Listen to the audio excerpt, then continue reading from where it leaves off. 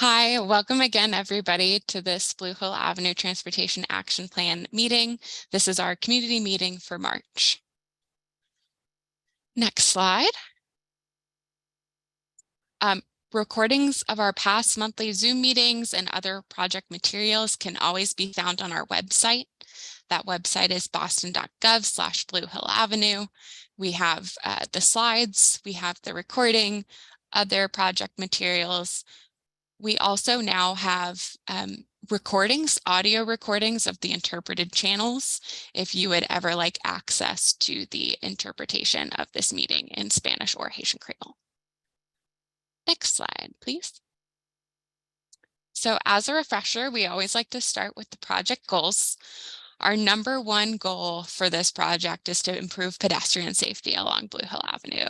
We've heard from folks across the board that they want to see better sidewalks, better crosswalks, just a better environment for people walking along Blue Hill Avenue. The second project goal is to work to expand the transportation options available to folks who live, work, play, and pray along Blue Hill Avenue and the reliability of those options.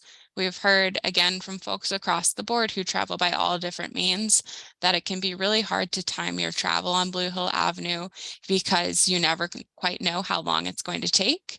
And so through this process, we want to enhance reliability and expand the options available to folks. And then our final goal is to make sure that we're not looking at transportation by itself. At the end of the day, transportation is simply a connector to people, to places, to resources. And so we want to make sure that we are connecting infrastructure investments that might come through this project to the work of other city departments and state agencies. Next slide, please. For this meeting, we have a couple of goals. As always, we'll talk, in case there are new people, about where this project came from, who is involved, and the different type of process we're trying to achieve through the Blue Hill Avenue Transportation Action Plan engagement strategy. We'll provide updates about the work that we're doing, both in terms of planning studies and engagement activities. We'll respond to some common questions about the Transportation Action Plan. We'll share project updates about related initiatives. And then at the end, we'll provide an overview of upcoming engagement and how to get involved before we have a good amount of time for questions and discussion. Next slide. And here I will ask for Shavella to step in for the ground rules. Thank you, Kirsty. So if you've been in a meeting with us before, you've heard me. We just like to set some ground rules because transportation planning and planning in general can be a contentious conversation with the drastic changes that will be occurring. So we just want to make sure that we're respectful in this space, that we as consultants and the city are respectful to the community, but also that community members are respectful to each other in the chat.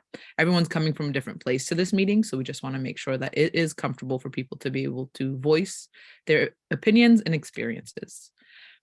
Our second rule is to use I statements. Just talking from your own experience. And if you are representing a neighborhood association or group, just please share when you're speaking who you're representing. Our third is to step up and step back. So this is something we use with youth. Step up if you feel that there is something that you want to share and you have not spoken. And if you are someone who has been heard in the meeting, if you could just take a step back to allow other people to share their thoughts, opinions, and experiences. And the fourth is we just want to let you know that we are very intentional about keeping time at the end of this meeting so that there can be discussion and there can be Q&A. So just wanted to raise that. Thank you, Kirsty. Thank you, Shavella. Next slide, please. Great. So for tonight's agenda, we'll start with meeting the team, the project overview, and going over those public commitments again. Today, for our responding to FAQs, we're going to talk about parking. So in the last meeting, we asked you all a poll question about what your top concerns are around parking. We've got a couple of topics on that today, including we forgot to update this slide, but we'll have some project updates from our partners at the Metropolitan Area Planning Council, who are going to help us with some parking studies along the corridor. So we'll tell you all about that. And then we'll end with how to get involved to end the discussion. Next slide. So with that, I will launch the first poll, which is the one that we always like to start with, which is a question about who's in the room. So we would like to know, what is your main way of traveling along Blue Hill Avenue? So do you walk, do you bike, do you take your car, public transit, other? If you have some additional context you want to give, you can definitely put that into the chat. We also have that question number 2, where we ask for some information about why that's how you choose to get around. And then additionally, we ask for your home zip code so we can know where folks are joining us from. So I will pause while we let those answers trickle in. We like to get as much participation as we can on this question, so I definitely encourage you to fill it out.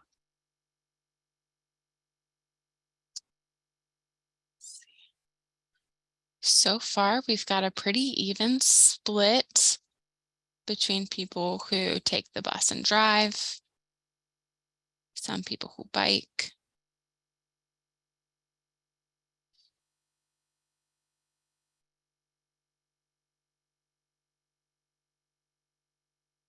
We're not quite at 50% of respondents, so I'm going to keep waiting. And just so you all know, we do always publish these poll results when we put our slides and also our video recording online, and you'll get to see these results in just a second as well. If you can't use the poll, you can always feel free to use the chat.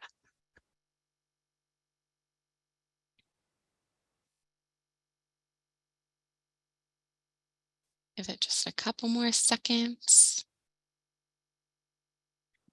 Okay. I still see some filtering in. Great. Thanks, everybody.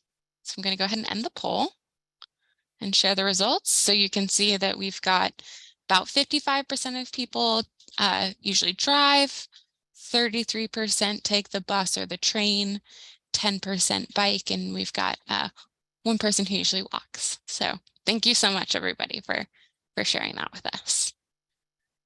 Alrighty, next slide.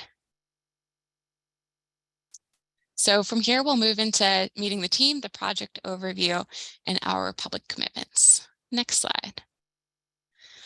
So we have a great team coming to you today, one that I'm very thankful to be part of.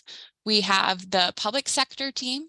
So you can see here, I'm joined by my colleagues Maya, Graham, and Charlotte from the Boston Transportation Department, who are assisting with this project.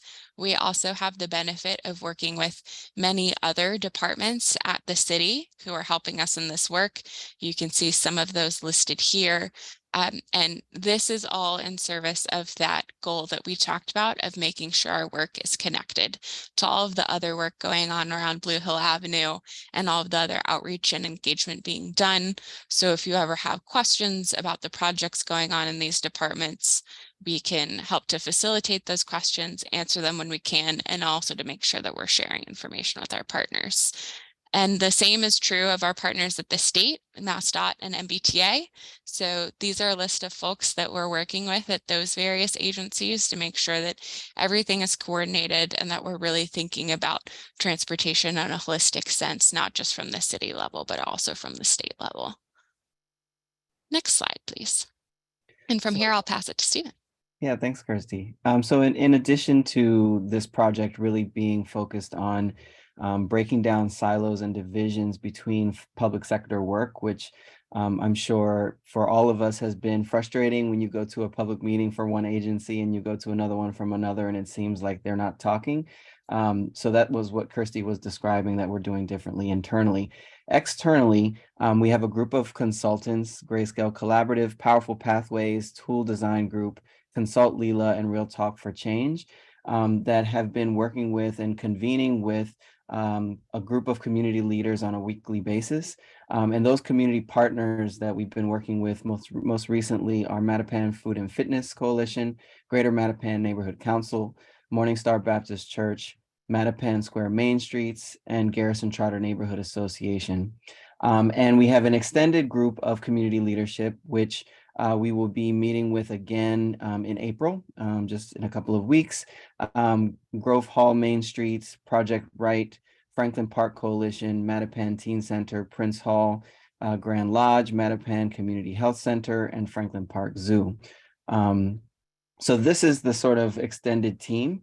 And, you know, they say it takes a village. I think it really does. And we're actually looking to sort of be working more with community residents as a part of the engagement through the Real Talk for Change. And that is where community residents are trained, if they're interested, to lead community conversations, small group conversations, where it's really folks talking with folks about the things that you imagine and you see in the future for Blue Hill Avenue. Next slide. So a lot of stuff going on along Blue Hill Avenue and in the area. And we really started this process by identifying sort of this long list of projects and initiatives that are happening or recently happened, so that we make sure that we are engaging with the folks in the city or in the state who have been involved in those projects, and that we're aware of all of the ideas and all of the information that folks are getting in their engagement and design development project processes around these projects. So the ones you see highlighted are really the ones that are most immediately connected to this process. But when you go to the website and you pull up any of these presentations, you can actually hover over each of these list of projects and initiatives, and there's a link so you can actually learn more about them as well if you go and download this from the website later. Next slide. And, you know, again, as Kirsty said, this is a holistic process. It really started in earnest in June 2019. We've had 20 public meetings for Blue Hill Avenue or Mattapan Square, 11 in-person pop-ups, 3 community walks, 14 workshops, 1 mailer that was sent out to 23,000 homes, and 500 plus survey responses. These numbers are going to be increasing pretty significantly over the next few months, in fact, with the Real Talks, with the community leaders every other month meetings, and with other things that are planned and that are in the works. So these monthly meetings that we have, where a lot of you have been coming regularly, some of you may be new. These are really moments where we can check in, where we can share back information based upon the previous month's conversation and questions, and where we give you updates on the engagement and a lot of the analysis and research that's happening also, because one of the big things that's sort of been put in on our table and on our plates as the consulting team and as the city is to make sure that we are making data-based decisions, that we are understanding the facts on the ground, and these aren't just willy-nilly. And so we are, every month we sort of update you on some of those studies that are happening in the background as well. Next slide. So I'll pass it off to Elle. Thanks, Stephen. Hi, my name is Elle Scully. I am with Powerful Pathways, and I'm presenting tonight on behalf of Alensa Michelle, who many of you probably know. And just to quickly review public commitments of the project, commitment number 1 is the city and engagement team are committed to making informed, data-driven decisions which respond to questions raised by the public. Commitment 2, the city and engagement team are committed to improving pedestrian safety along Blue Hill Avenue. And commitment 3 is the city and engagement team believe that the public funding for this project should be allocated based on public priorities. Next slide, please. So this is feedback on parking. We've been soliciting public feedback for the past couple of years, and these are all different points made from last fall. And input that we got from the public meeting, and it's essentially saying that parking is a huge issue and is something that we're aware of and taking feedback on. Next slide, Kirsty. Oh, sorry, Maya. Hi everyone, my name is Maya and I am part of the BTD team on this project. And like Elle mentioned, we've been getting a lot of questions and we've been collecting comments through these monthly public meetings. So we're taking this opportunity to start addressing some of those questions. And today we'll be talking about parking. So a question that we've been hearing a lot from folks is how can the city and other agencies actually enforce parking regulations? Last month when we asked the poll question, the top 2 parking concerns were about double parking and a lack of enforcement. So here are some ways that we can actually enforce parking. First is through curbside regulations. These are things like shorter term parking and pickup drop-off zones. That is under the control of the city and the Boston Transportation Department. We control curbside regulations on city-owned streets. Enforcement measures, like I mentioned, are through shorter terms, so whether that's 15-minute, 1-hour, 2-hour parking, and pickup drop-off zones in front of businesses that necessitate pickup and drop off. So, where you have a lot of car turnover in front of those businesses. Next, there is paid parking. The city also controls the placement of meters and where you have to pay for parking on the street. And once that is placed, we maintain the meters and BTD parking enforcement officers monitor those spots and enforce tickets based on those meters. There's also the ticketing of parking violations. So those are things like parking in a bus stop or a tow zone, unpaid meters, and non-residents parking in resident permit parking. Those are primarily enforced by BTD parking enforcement through ticketing. The Boston Police Department and MBTA Transit Police are also able to issue tickets for these violations, but these are primarily issued by BTD enforcement officers. And the last one we were talking about today is moving violations. So that's things like speeding, double parking when you're idling in your car, and running through a red light. These are all primarily enforced by Boston police officers through Chapter 90. That's the issuance they have that allows them to enforce these violations, also through mostly the issuing of tickets. The MBTA Transit Police has full jurisdiction throughout the city of Boston because we're in their service area, but they're often focused on emergency situations in and around MBTA facilities. So these kinds of violations are mostly enforced by the Boston Police Department. And if you have any questions about any of these types of violations or who enforces parking in these areas, please put it in the chat and I'm happy to answer them. And I'm going to pass it off to Audie now from MAPC to talk more about a parking study. Thanks, Maya, and good evening, everyone. My name is Audie Nochur, and I'm a senior transportation planner at the Metropolitan Area Planning Council. We can move ahead to the next slide. So just very briefly, if you're not familiar with MAPC, we are the regional urban planning agency for 101 cities and towns in Greater Boston. You can see a map of our service territory on the left of the slide, and our focus is really about smart growth and regional collaboration. We work on issues ranging from housing, transportation, clean energy, and a whole host of other urban planning issues throughout the region as well.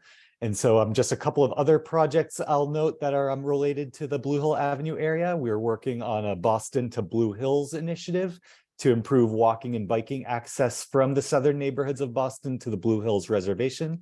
I'll put the link to that in the chat in just a moment.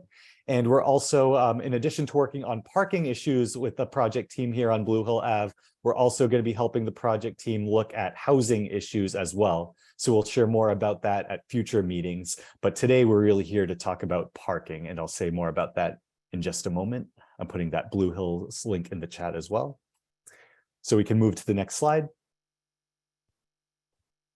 So why do we want to study parking on Blue Hill Ave? We've heard, I know it's come up in previous meetings, and it tends to be a hot button issue, not just along the Blue Hill Ave corridor, but in a lot of cities and towns we work in as well. And so as it pertains to Blue Hill Ave and studying parking, we really want to first understand the existing parking behavior. How many spaces are occupied? How many spaces are available? How long do people park for? And how quickly are these parking spaces turning over? So we want to understand the existing conditions along the corridor. And then to follow up on that, we also want to understand how parking might shift to accommodate potential parking demand and streetscape changes along the corridor. We want to understand main streets versus side streets. We know these can be challenging issues sometimes, but it's important that we kind of look at the full spectrum of parking issues and locations along the corridor so we can really be making data-driven decisions that inform the future of the corridor. So we can move to the next slide. So following on from some of these goals, some of the questions that we hope to answer as part of the parking studies.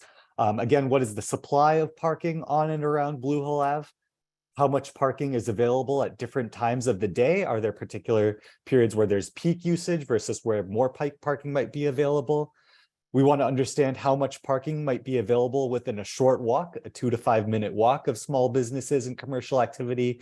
We all ideally would love to park right outside our destination, but oftentimes there's more parking available than we might think if it's just a couple minutes away.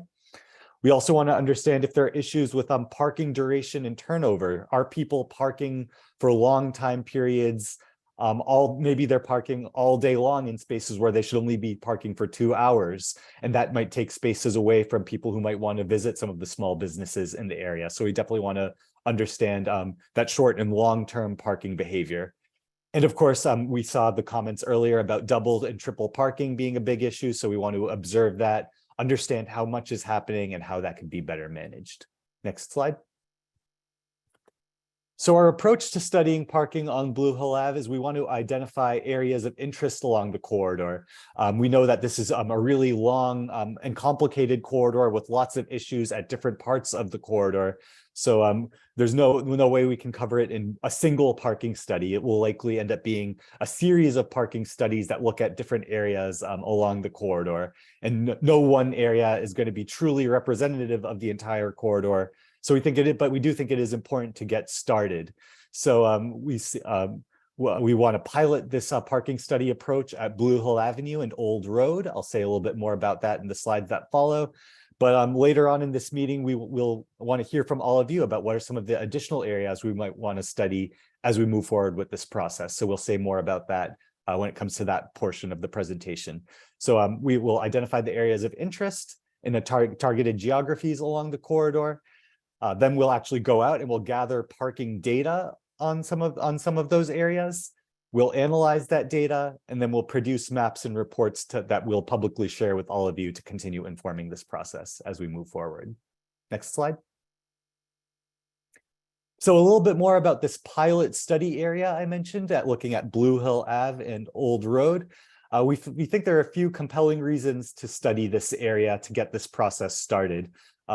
There's the Harvard Street Neighborhood Health Center is right on the corridor there. And so, of course, maintaining access to that health center is going to be really important as we think about what streetscape changes on Blue Hill Ave might look like, and what does the parking scenario look like over there. We also found that this study area has a mix of residential and small business commercial areas. It's also a mix of main arterial streets, the main corridor on Blue Hill Ave, as well as some side streets as well. So we see that even in a small area here, we have a good mix of things that we think are important to study. And again, this is a focused area where we can test out our parking study methodology and hopefully replicate that on other areas up and down Blue Hill Ave as we continue this process. Next slide. So this is a map of the study area just to show you some of the streets that we'll be studying in a bit more detail. You can see the outline in orange, kind of to the left, running north-south. We have the area of Blue Hill Ave between Columbia Road and Glenway Street and Old Road. Then kind of immediately to the right of that, we have Old Road running north-south between Glenway Street and Columbia Road. Then going north to south, we have that segment of Columbia Road between Walcott Street and Blue Hill Ave, kind of running east-west. And then moving down, we have Ellington Street between Blue Hill Ave and Erie Street, kind of running that diagonal, sort of southeast to northwest, you could say. And then similarly for Glenway Street between Erie Street and Blue Hill Ave at the very bottom. So that's a map of our study area where we want to pilot this parking study approach, but then replicate that along additional areas in the corridor. So we'll move to the next slide, and I think I'll turn it back over to the BTD team to talk about how these findings will be used, and I'll be available as part of the Q&A at the end. So just want to thank you all for your time and engagement here, and we're excited to roll up our sleeves and get started. Thanks so much, Audie. So we wanted to be really clear about how we plan to use these findings. And as Audie touched on, there's really sort of two sets of goals for this parking study. So the first is to inform the process. As we said, we know that this is not a representative part of Blue Hill Avenue, and it's maybe not even where parking is the most difficult, but we wanted to start with a focused area of the corridor and side streets so we can test out the study methodology we're using and learn from that for future studies of the corridor, especially in areas where we have heard a lot of different problems. We also have heard that this area in particular can have a lot of double parking, like many areas along Blue Hill Avenue. And so this will help us figure out, is it working well the way that we're trying to build in observations about double parking? Are we getting the type of information that we need to highlight where that's occurring and where it's posing particular problems? And so this is a great opportunity to do that. And then, as Audie mentioned too, this isn't the end of it. We'll come back, we'll share the results, and that way we can work with you all and other members of the public to figure out the best way to communicate the findings so that you all are informed with that data, as are we. And so that leads into the second goal, which is informing this project. So this will be one of several parking studies that we'll do along the corridor. And the data that we collect here will help to inform decisions that are going to be made about roadway changes. We have heard from folks that parking is a main consideration in this project. And so we want to make sure we have a complete understanding of what the current state of parking is so that we can have informed discussions among our partners and also with you all from there. And I think that leads into the next slide. So final poll, and actually this one is just in the chat. What other areas should we look at for a parking study? So if you can be as specific as possible, that would be hugely helpful. I see some folks are writing about how double parking is a big issue. In our last meeting, 70% of folks in the meeting said that double parking was one of the two biggest issues on Blue Hill Avenue with regards to parking. So we heard that any specifics you have about whether it's specific locations, specific businesses, intersections, that sort of thing would be really helpful to have in the chat.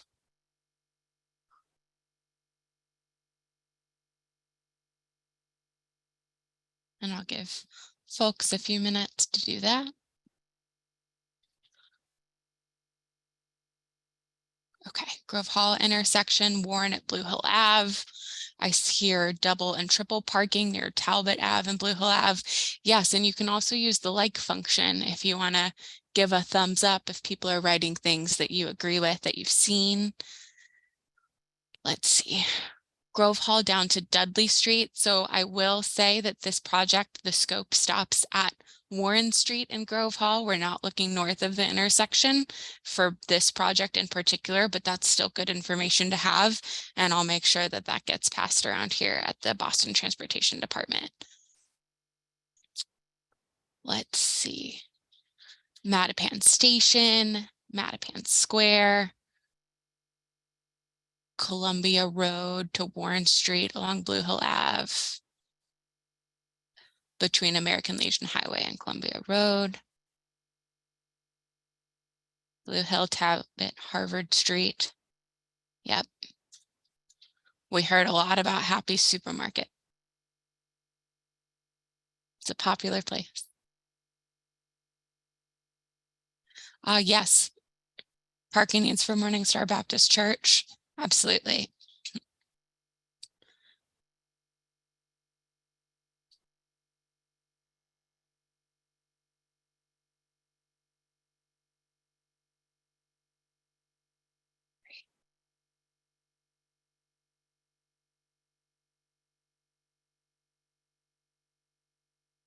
Ollie's Roadie, Cafe Juice Up.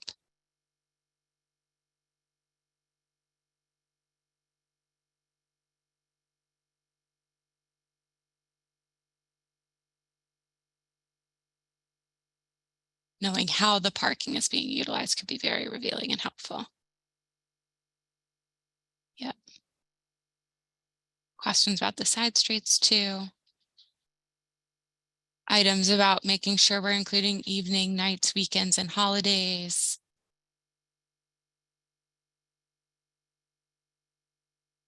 Yep.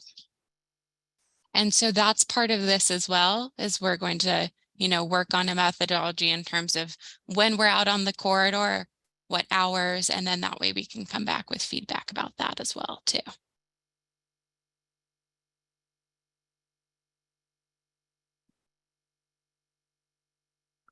Brothers Restaurant. Simcoe's. Wonderful. Thank you so much, everybody. Please feel free to continue putting those thoughts in the chat. We'll record all of those and then we'll report out again with our meeting notes, sort of what we heard from you all here. This is really helpful and you should definitely continue to post things in there. But I am going to pass it to the next slide so we can continue on with the meeting and get to the discussion portion. Great, thanks, Kirsty. So how to get involved, next slide. I mentioned earlier on the Real Talks for Change, which we've already hosted 2. And we really, though, do want people to sign up and join those conversations. They are conversations that are ultimately going to be led by other community members that are trained. And once you participate in one of those conversations, you will be compensated for your time. And if you decide that you're interested in actually hosting a conversation and inviting some folks that you know to join the next round of conversations, you can also become a host, which involves being trained to lead a conversation. And that information is then recorded and then coded, and then we sort of can look at all of the conversations that happen and really begin to understand some emerging themes about what folks are saying that they want to see in the corridor. We are aiming to have about 50 of those conversations, and we've only had the first 2. So if you're interested in getting involved, the email below, bluehillav@boston.gov, is the email to send, and you can just put in the subject line Real Talk or community conversations, and that you'd like to be invited to one of those conversations. And then after you participate, you can then determine if that's something you feel like you'd be interested in hosting. Next slide.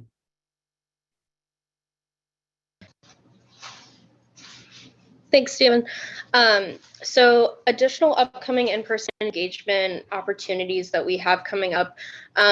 We at Powerful Pathways, along with Over Under and Design Museum, are putting on a pop-up exhibition for the month of April this year. We would love to invite everybody to come. There will be 2 locations. One will be at the Mattapan branch of the Boston Public Library. The other will be at the Grove Hall branch of the Boston Public Library. So Mattapan will be the first half of April. Grove Hall will be the second half of April. We'll have daily library hours with staffing for the exhibition. We really welcome public feedback. There are a lot of interactive components we have planned, and then there's also going to be 2 featured open houses, one in each location. The first one of which will be April 11th in the evening from 6 to 8 p.m. and that's in Mattapan, and the second one will be in Grove Hall, April 27th from 6 to 8 p.m. And we're happy to answer any additional questions about that as well, and would really love to see you there. And then there's also a Consult Leela meeting, not your average public meeting, which is also Thursday, April 27th from 6 to 8 p.m. at Kay's Oasis. Next slide.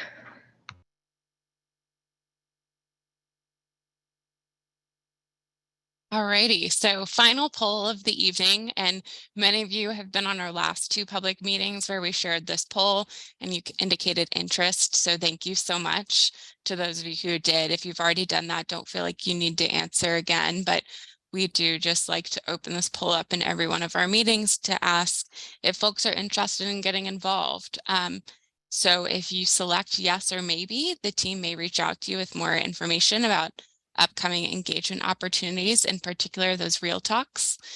We are working on getting more facilitators trained so that we can continue to train others. And then we can have a snowball effect to get in touch with as many folks as possible.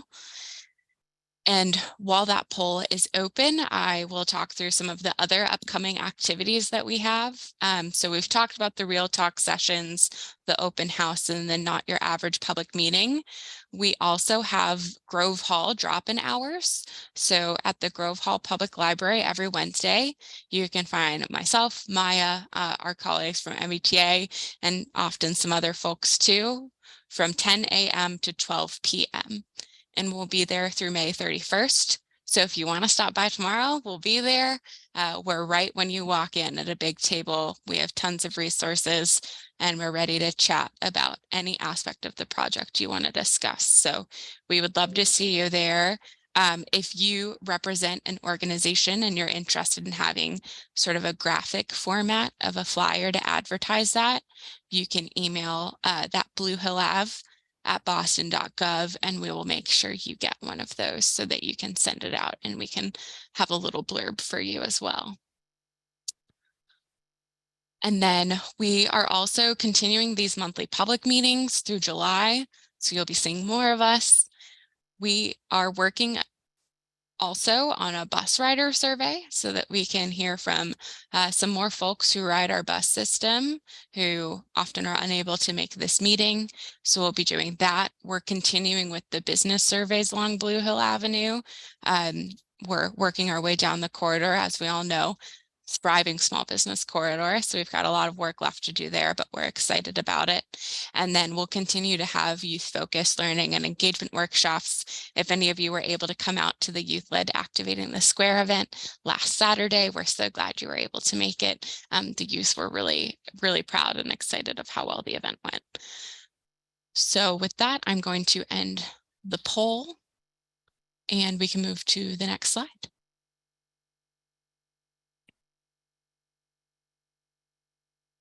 So how to stay connected. For the contact information, we have a couple of ways that you can get in touch. There is a phone number that you can always reach us at. So that's 617-635-3944. That comes to the desk phone on my desk. If you leave me a voicemail, I promise to get back in touch with you. We also have our website where we post all of our materials. Again, you can email bluehillave@boston.gov.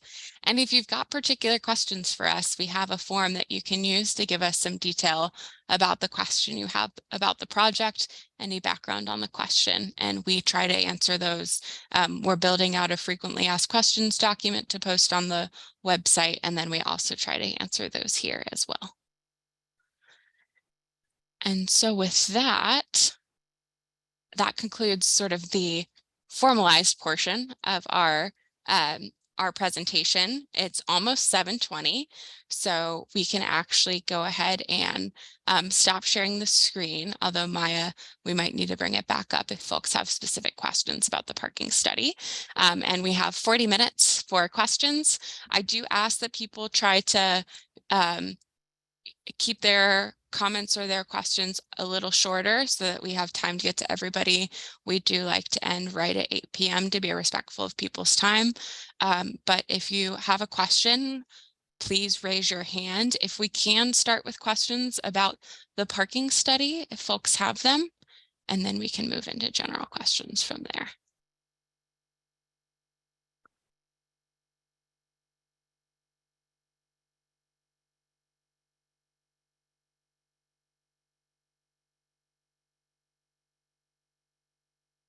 Quiet group today.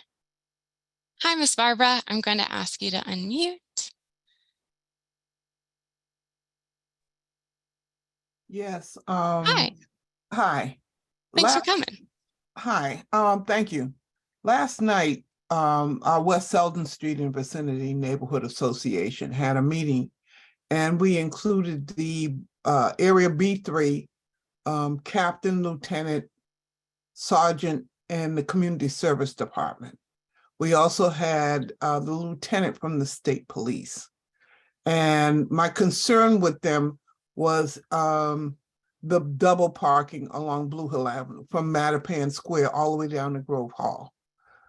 In the past, Darrell Smith Trooper Leroy Keys and Officer Marty Harrison.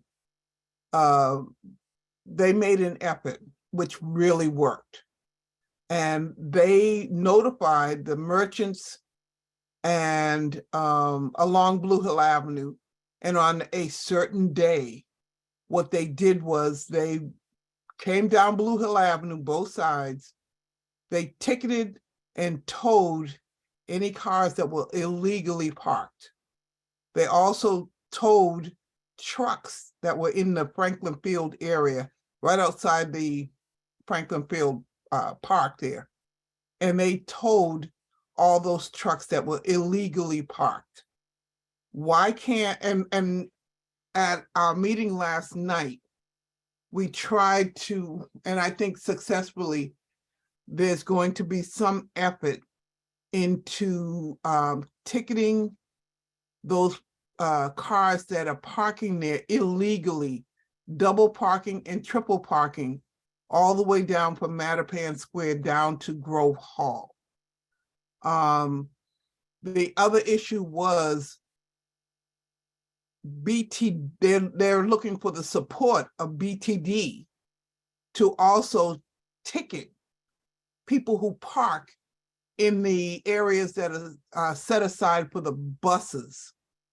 There's bus stops that people park in, like it had a meter. The ticket for the bus stops is what? I think it's $100. And right now, the biggest problem we have is that along Blue Hill Avenue, people are parking at the bus stops. And that we're looking for BTD to help with the ticketing, where there is a small number of state police and Boston police to do this. We're asking that BTD step in and help try to alleviate this problem. So right now, hopefully, like I said, this meeting was last night, but hopefully we'll try to get BTD online with us to support that issue. And hopefully this will alleviate some of the problems, but together it has to be an effort in this community on both sides of Blue Hill Avenue to eliminate that double and triple parking along Blue Hill Avenue. So my issue is right now, how are you all going to help out with this? Yeah, thanks, Ms. Barber, for bringing up something that we've heard a lot about. And I think the point about blocking the bus stops or blocking anyone from access to the sidewalk is particularly important, especially when you're thinking about folks who either use a wheelchair or have a stroller or have a grocery cart. And so so I guess to clarify a little bit, so I am on the policy and planning side of the Boston Transportation Department. So I work very closely with our folks who are in the operations side, but I am not on this team that specifically does enforcement. And so I, as part of this project, have been talking with our leaders though over on the operations side about sort of what the capacity is in our civilian force in BTD parking enforcement to try to address more of these issues that people are talking about on Blue Hill Avenue. From what I hear, we're still in budget season, but we are asking for some more positions over in that department. Right now, we're pretty constrained from sort of a number of people we have available to do the job perspective. And I understand that that's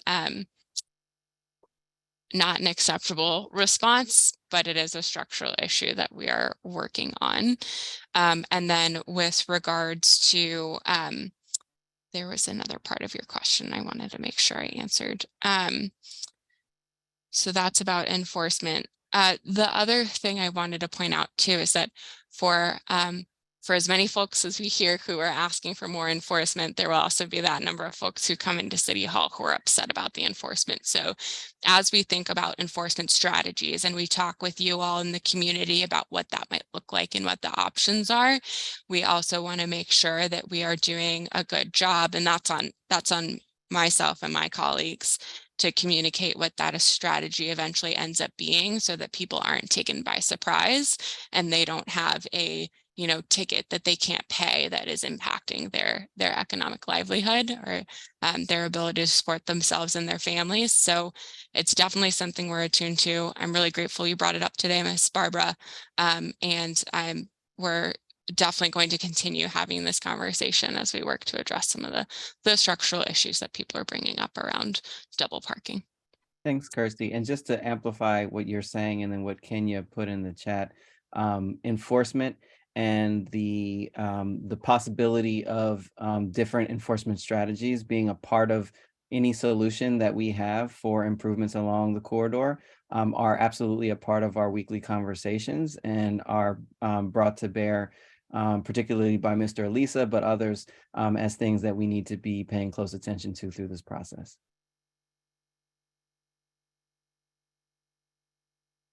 Miss Connie, I'm going to ask you to unmute. Hi, I'm Connie. Hi. Here. How you doing? Good. Hi. So thank you for being here tonight. Thank you. Really appreciate the meetings. I'm in the same boat as Miss Barbara, and not only for parking, but for some of the things that are being put out there that make sense in theory. I am concerned that what works in theory isn't practical in the real world. I've seen what happened on Washington Street with the bus lanes that are on the side, and a lot of delivery vehicles which can't find parking anywhere else park in those lanes. I see delivery people, Eggleston Square, they have to park in the middle of where the islands are to get packages delivered to people. And I'm concerned that what, again, is in theory on paper looks really good. You're mentioning, again, parking enforcement. I know that we don't have capacity to do that now. And it's, when you talk about it in theory, being able to research it and do, X, Y, and Z to work on that. From my real lived experience, what works on paper, it concerns me that when this is all said and done and the project's put in, we're living with this development that everyone's loving on paper, and the community is left with to live with it. And I'm really concerned about that. Thank you. Thanks, Miss Connie. And I want to acknowledge that that is something that we've heard and something that I just really want to emphasize, understanding that this at the end of the day is something that, will be built and constructed in whatever form that is, and then it will be there. And we will have to live with sort of how that functions and how that works. And so that's why we are having these conversations with folks in operations, with other people, to make sure that structurally we as the city are set up to be able to enforce sort of whatever is Hello. Oh, sorry, Mr. Lisa, I'm just gonna mute you. So that we are structurally set up to be able to make true on any of those sort of promises or ideas about how the street should work. And so this is, part of why we are having these conversations. We are going through this process is so that we can be as transparent as possible about that, so that you can hold us to account. And that's also part of why we have our community partners. So they're here to witness this as well.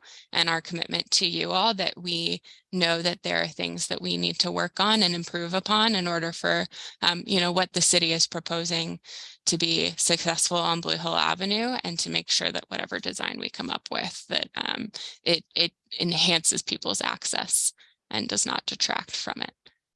I don't know if anyone else on the team had anything to add. Yeah, just to add, Ms. Connie, we really appreciate the inputs that you've shared and your guidance, particularly towards looking at Columbus Ave and sort of understanding the impacts of things that are not conceptual and on paper, but in fact are real and are measurable after they're done, and making sure that we're not doing something that we need to be measuring and reconciling after the fact for Blue Hill Avenue.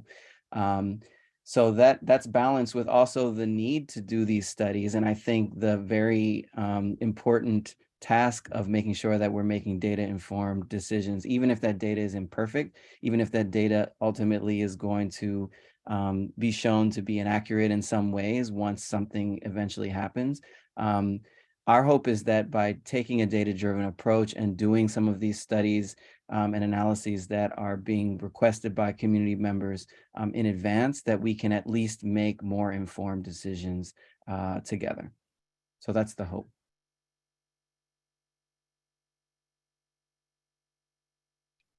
Great, thank you. Mr. Elisa?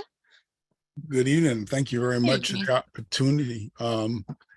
First thing I want to say thank you to Connie, but Connie and I have been in conversation for the last 10 years, and Garrison Trotter has been in existence 44 years, and the issue of transportation and parking and public safety and the rule of law as it relates to Chapter 90 and how it affects the quality of life in the Garrison Trotter area has been a constant. Barbara hit it right on the head.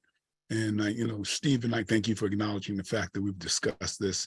And, Christy, you've alluded to the fact that the issue that's been brought up in our weekly meetings on design and on process as to how and where we're going.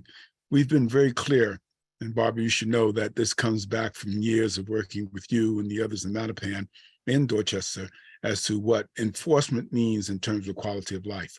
And my recommendation early, as you remember 3-4 years ago, as it is now, that if there was enforcement, maybe this question about a centerline train to minimize or to maximize access and minimize the amount of time that commuters and residents spend in getting down Blue Hill Avenue would not even be a discussion. But it's clear that enforcement has to be a critical variable that's included in this equation as to what design or what structures can take place or what changes need to happen along Blue Hill Avenue for it to be effective. That if there wasn't double parking, if people were, if the law is being enforced as it is in other parts of the city, you probably would not have the slowdown. You and I both know, everyone on here who's been down Blue Hill Avenue or Columbus Avenue or down Washington Street in the South End, or even, Commonwealth Avenue, that if you double park on a major roadway in rush hour, you're going to have problems. Every place else it gets, it gets enforced, the law gets enforced. And in Roxbury, Dorchester, Mattapan, it seems how some way it's been overlooked. And so I think that in terms of equity, everyone who has a license and has registered a car, they have had the opportunity to know that this process is in place. It's called Chapter 90. It's the motor vehicle law. And then when you take the little test so that you can go and take the road test, you're informed about all these laws. How they get enforced in certain parts of the city make a difference in the terms of the quality of life. So I'm hopeful that part of what may happen is that we go back, and even though Christie's doesn't work in the operational part, that she will start talking like you guys have with the city police, MBTA police, the state police, all those who have jurisdiction on Blue Hill Avenue at one place or another, or interact with the roadways that do have, and Boston traffic and parking. If someone is parked illegally in a bus stop, traffic and parking can give them a ticket. There's no question about it. The fact that if they can come by and tow our cars and ticket us on street cleaning day, which is starting early in other parts of the city, they can also ticket cars that are blocking the bus lanes and cars that are double parked, because that's a traffic violation. And so while they don't have that as their primary responsibility, it would help facilitate determining whether or not we need to put a bus lane or a new side bus lane, or how the streets can be widened or narrowed in order to facilitate what I think the goal is, they say, to move traffic more rapidly along Blue Hill Avenue. So we have to take that in consideration. And we start using data-driven information, we got to make sure we're using the right variables, that we're putting emphasis on the right variable, because the type 2 error always can take place.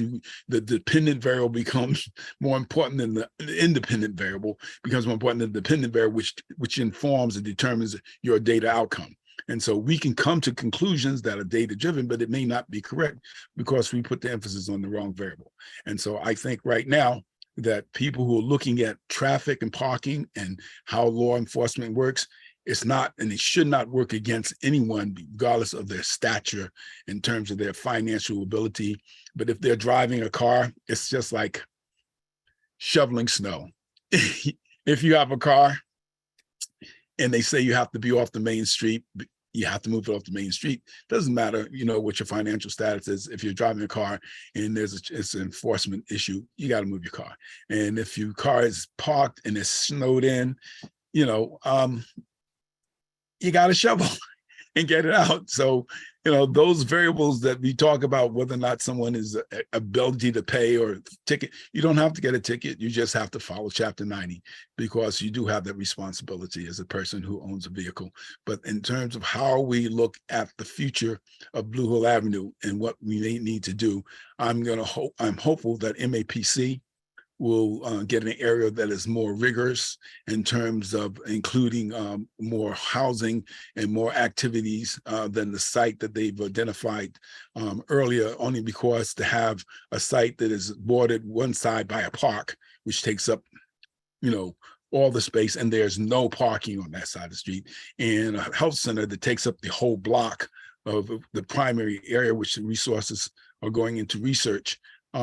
You don't have very many activities on there. You're bounded by two parts of Columbia Road, I'm sorry. So I would hope that, what MAPC does, and I know they work hard at what they say they do in terms of planning, but let them learn a little about the culture of Blue Hill Avenue and the people who live there, why a lot of people are not very comfortable with public transportation, and why there's so much dependency on private vehicles. Because as a New Yorker, I know that that's not a good place to be, to have to pay all that insurance and find a place to get off the street for street cleaning and stuff. But they do it because public transportation has not been good to them. Centerline train will not supplant the need for transportation that gets you over to Longwood Avenue for your hospital medical services, or get you downtown to the waterfront district for the industrial jobs and things of that nature. So, a bus that gets you from Mattapan Square to Grove Hall will not be a solution that, in a sense, talks to the culture of driving in the Grove Hall, Mattapan, Dorchester area. And we need to be a little bit more sensitive to that, and would appreciate any support that folks will want to give as to how they feel and why they feel driving is something they have to do, and what would they like to see change in terms of public transportation to get them to be more public transit oriented. Yeah, Mr. Lisa, I'm glad you highlighted the point about why. It's part of why we have that second question always in our intro poll, so that we can hear a bit more about, what is pushing you to make the decisions you do around how you choose to travel around. And also just want to say as well that we know that enforcement will be a pillar of, whatever sort of scenario we end up with on Blue Hill Avenue, and we'll continue to have those conversations with folks. There's obviously a lot more to talk about. To the point of the parking study that we're planning with our MAPC colleagues, as mentioned, we know that it's not the most representative area. To your point, Mr. Lisa, it's got many fewer uses than a lot of parts of Blue Hill Avenue. Blue Hill Avenue is part of what makes it great, is that it has so many small businesses, residential areas. We chose this in particular so we can sort of refine our methodology, but I know that Audie, you've been getting some questions in the chat about the particulars. Would you mind speaking to some of those, like the times of day we're looking at and those sorts of things? Sure, happy to, Christy, and Mr. Lisa, I want to thank you for the questions and the comments. I saw you had some questions you posed earlier in the chat, so I do want to speak to some of those, and we can get into some of the details as well.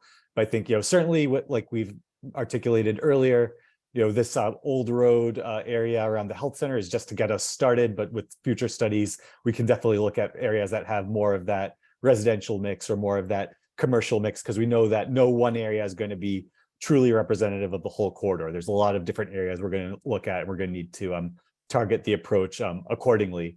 And I do know that a lot of people drive on Blue Hill Ave. Definitely can't minimize that or elide that reality as we approach the parking study.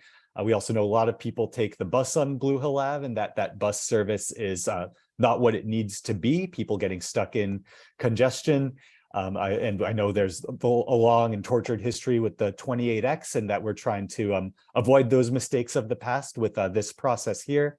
I know that there used to be the streetcar that ran down Blue Hill Ave that got taken away, I believe in the 50s or 60s. Others know that history better than I do, but I do know that that the Blue Hill Ave community has suffered from a lack of transit access that has led to some of the car dependence that we see right now. So, I'm definitely aware of those issues, and I think this parking study hopefully can be an exercise for all of us to learn more and help address some of those issues. So I did want to make sure I was speaking to some of your comments there. So I hope that addresses some of that, and I know we'll continue this conversation as well. As far as some of the particulars about the parking study, I know there were some questions about the study hours. We're looking to do 8 a.m. to 8 p.m. on a weekday and 9 a.m. to 3 p.m. on a Saturday to align with the health center hours on a weekend. We can certainly discuss which weekday we might want to pick as part of the parking study. So I know the project team will refine the approach based upon the feedback here. Kirsty, are there other questions that have been coming in the chat? I've been trying to track them, but if there are specifics that I can speak to, I'm happy to address those. Audie, we had a question about when the parking study is happening, if there's an impact on the flow of traffic, if there's any kind of signage in the area, basically how it will work once people are on the ground doing the study. Yeah, that's a great question. So the parking study itself won't cause any disruptions to the traffic flow or the traffic circulation. That'll be just teams of volunteers going out, walking on the sidewalks and documenting the cars that are parked in existing spaces. So the parking study itself will not disrupt the traffic flow. That said, we do want to do the parking study on a day that is kind of representative of a typical weekday along the Blue Hill Avenue corridor. And I also know there's a comment that sometimes there are holidays and festivals that happen as well. So, we definitely want to get a balanced picture of data. So, we'll pick some dates that kind of help capture all of those things, hopefully.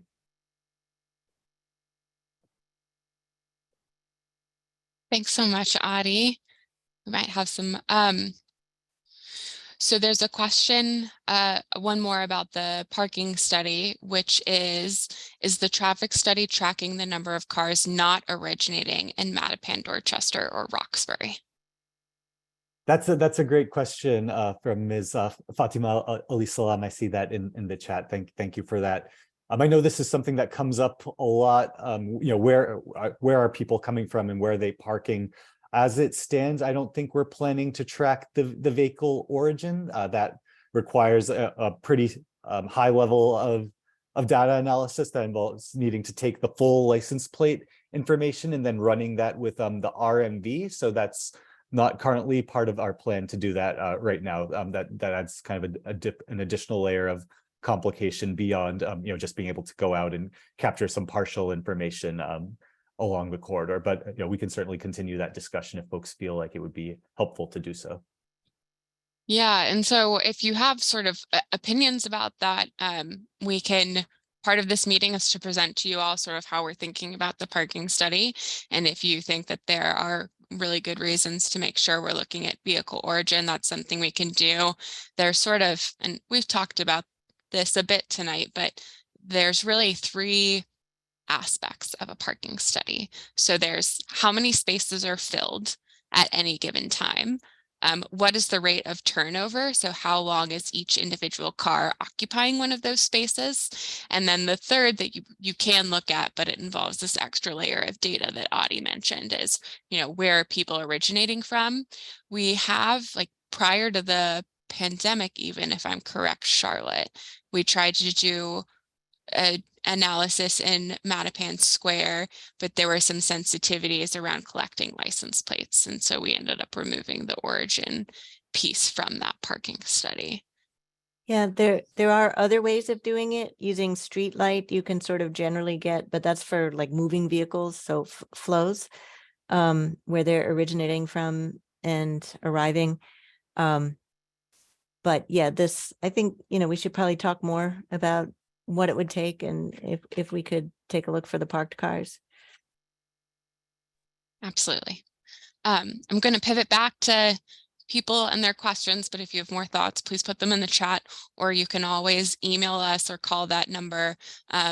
Maya, maybe if you could put those into the chat so people have them close by, that would be great. And I'm going to ask Mr. Russell to unmute.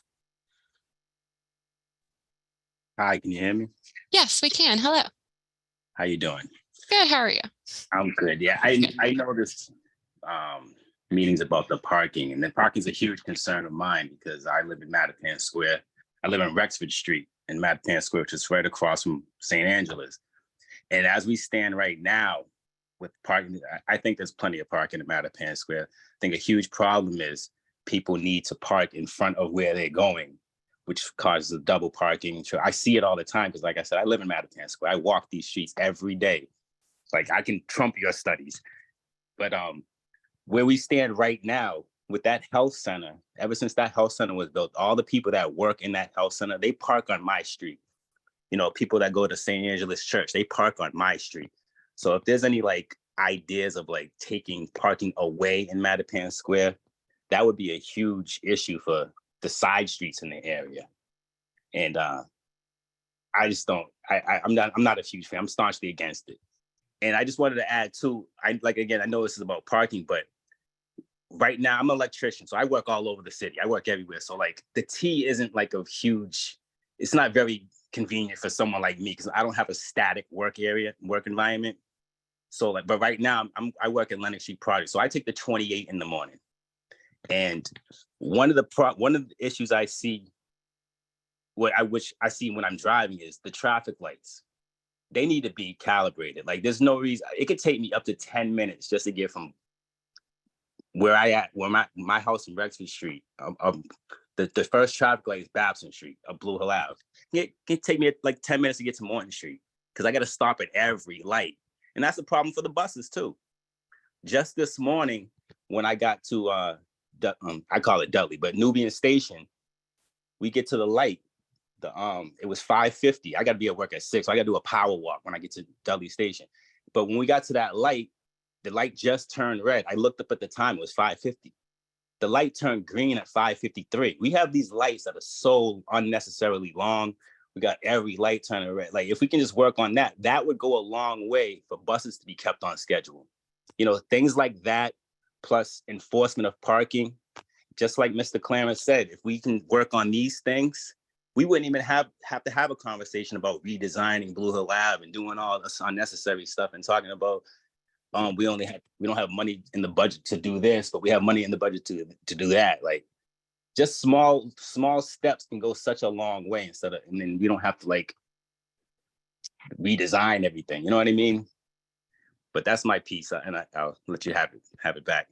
No, thank you so much for speaking up. Thanks for coming tonight. So a couple of things there. I 100% appreciate your comment about side streets. So we definitely are willing, able to make sure that the parking studies that we do include not just cars on Blue Hill Avenue, but looking at some of those side streets as well.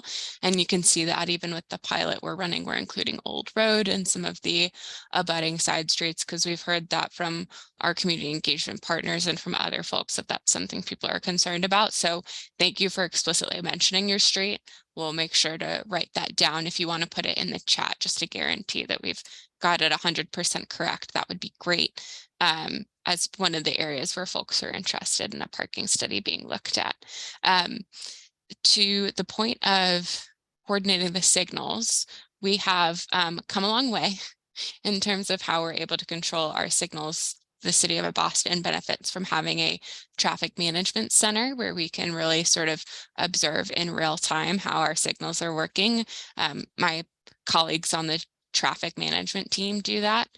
And this is helpful because we've heard a couple of times from a number of different folks about coordinated signals. And so I'm realizing in real time, this would be a good thing to have a follow-up on in one of these meetings when we come back and answer questions, kind of talking about how we do coordinated signals, what that technology looks like or doesn't look like, and how we think about signal timing in general. So I'm going to take that as a to-do item for myself. And thank you again for your comments. I am going to ask Miss Lauren to unmute. Thank you very much. Hi. So I did make a comment in the chat about not focusing so much on ticketing. I do wholeheartedly agree with enforcement, especially at bus stops. And double parking and triple parking causes, a lot of issues.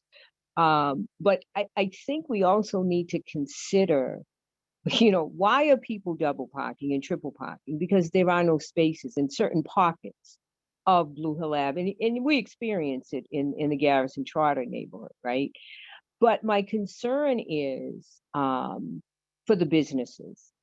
There is a business, there's a couple along Blue Hill Ave that I can no longer frequent because there's never anywhere to park. One is Cafe Juice Up. I mean, I absolutely love that location, but there's never anywhere to park. And to Mr. Russell's comment, I'm not sure. Whenever I travel to Mattapan Square, there's never anywhere to park in the square itself. So, I would, and also I think Mike Kozu brought the point up about residential buildings along Blue Hill Ave where people have cars, right? And where are they going to park? So I'm not sure if there are parcels in the city's real estate stockyard, where they could create more parking. Not really sure about that, but I think we need to consider additional parking, not taking away parking, but adding more parking opportunities, and focusing on our businesses, because our businesses are going to suffer, right? If we take away parking, that's why people are double parking, right? I mean, I wouldn't double park because I know, that's a violation. But and then we don't want to over ticket people so they cannot, pay for their parking. So there has to be a balance. And the last point I want to make is, and I think Lewis made this point about different areas in the city, right? Now, West Roxbury, I wasn't double parking, but I was just waiting. I was waiting to park, and Cruiser drove up right behind me. I wasn't even there for 10 seconds. Now, Ink Block, they do not enforce double parking there at all. There is double parking there all day long, and there is no enforcement. And I travel down there all the time. So I'm not sure why the police department is not, the Boston Police Department is not enforcing, but I think we also need to extend that to the transit police, right? They have the authority to ticket at bus stops, because that's a non-negotiable at bus stops. So everyone really kind of needs to step up, and we need to work together. But like I said, I just think we really have to ensure that our businesses do not suffer, because as you saw in the poll, 55% of the people who engaged in that poll drive, right? Are we willing to give up our cars? I know I'm not. So thank you for having giving me this opportunity. Thanks, Thank Ms. Lauren. you, Ms. Lauren. Yeah, I think that's great, and I think it also it dovetails with some of the comments from Fatima Ali Salam about where folks are coming from, because if it is indeed the case that people are coming from outside of the neighborhood and parking all day long, then there are ways to remedy that actually increase the number of parking spots without actually literally increasing them. And so I think we want to be looking at all of these different ways of understanding what the situation is and ways that we can address it. And as Adi said, that's not in the first part of this parking study, but it certainly should be recorded as something that is of interest and could be pertinent to future studies and future parts of this project. I just want to do a quick time check. We've got 5 minutes left in the meeting. So Mr. Lisa, before we take your question, and Mr. Murphy, just to see if there's anyone else who hasn't yet spoken, who wants to ask a question or share a comment. And if not, then we'll go to you two last and then end the meeting at 8 o'clock. So other questions or comments from other folks? So I think I heard that Miss Glenola wanted to ask a question. Miss Glenola, if that is accurate, I'm going to ask you to unmute and you should be able to. Yes, Hi. it wasn't really a question, but it is a question. And it's in reference to Mr. Russell, who stated that the health center employees park on Rexford Street. There should not be health center employees parking on your street because the health center pays for parking at Jubilee for our employees. So I think it might be a combination of people who are not from within the city, who use the commuter rail, who use any spot that's available.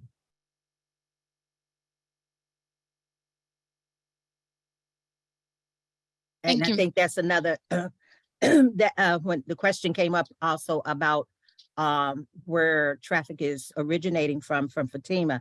I think that's another reason why that question was asked, because a lot of those vehicles that are parked are not residents of Mattapan or employees within the businesses around the square. Thank you, Ms. Glenola, for letting us know about that, and also for the comment about origin or where people are driving in from. We're hearing loud and clear that that's definitely something folks want to make sure we're looking at in the future. So we will make sure that that also makes it into the notes, and sort of as we're thinking about where the next parking studies can happen as an output of this meeting. I see that yes, thank you.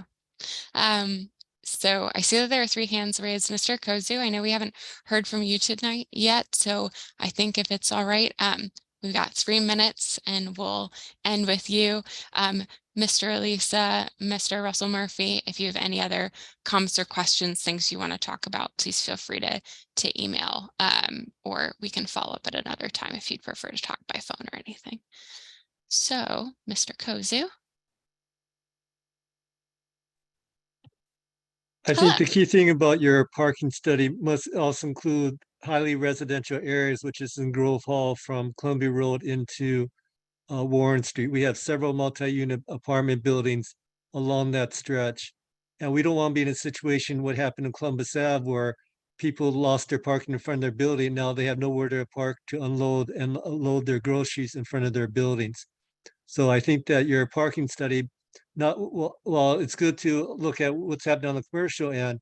It's also important to look at the fact that we have significant multi-unit apartment buildings with no off-street parking that depend upon Blue Avenue for their parking for a variety of different things. And also to the point that there are a lot of seniors, a lot of folks who are wheelchair bound or have other challenges that really need to have close parking nearby as well. So as you follow through on that, and then you have to look at the hours on this as well, because the hours are varied for residents who have a variety of different needs, a variety of different job situations, and so forth. So thank you, Mr. Kozu. I really appreciate that you highlight, because we so often think about loading and unloading as something that happens by businesses as they receive deliveries, or people come to pick up takeout, but importantly, loading and unloading also happens in front of residential buildings just as much.